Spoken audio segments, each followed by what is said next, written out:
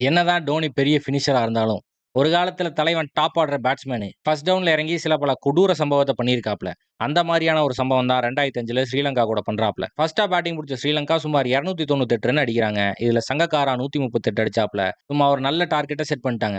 India 299 அடிச்சா தான் ஜெயிக்க முடியும். கொஞ்சம் கஷ்டமான டாஸ்க் தான். தமிந்தா வாசு சச்சின வெறும் 2 ரன்னுக்கு குளோஸ் பண்ணிட்டாப்ல. அதுக்கப்புறம் தான் தலைவன் வரான். தலைவனும் சேவாகும் ஒரு குட்டி பார்ட்னர்ஷிப் போட்டு சேவாக் அடிச்சு ஆடுவாப்ல. அதை விட டோனி அன்னைக்கு அடிச்ச அடி மரண அடி. வழக்கம் போல நடக்கிற விஷயம் தான். அண்ணன் முத்தையா முரளிதரன் வந்து சேவாக் விக்கெட் எடுத்துட்டாப்ல. முத்தையா முரளிதரன் போட்டா மட்டும் டோனி சேஃபா ஆடிட்டு இருந்தாப்ல. மத்த யார் போட்டாலும் தலைவன் வெளுவெளுன்னு வெளுத்துட்டு இருக்கான். சிங்கிள் பொறுக்கி ஆடிட்டு இருந்த ராகுல் டிராவிட மறுபடியும் அண்ணன் முத்தையா விக்கெட் எடுத்துட்டாப்ல. அதுக்கப்புறம் யுவராஜ் சிங், வேணுகோபால் ராவ் இவங்க எல்லாத்துக்குமே ஒரே வேலை தான். சிங்கிள் பொறுக்கி டோனி கிட்ட ஸ்ட்ரைக்க கொடுக்குறது. ஏன்னா டோனி அன்னைக்கு நாய் அடி பேய் அடி யாரு போட்டாலும் வெளுவெளுன்னு வெளுக்கிறாப்ல. சுமார் 15 4 10 6. தலைவன் அடிச்ச அடியில இந்தியா வந்து அந்த மேட்ச மட்டும் கிடையாது, அந்த சீரிஸும் ஜெயிக்கிறாங்க.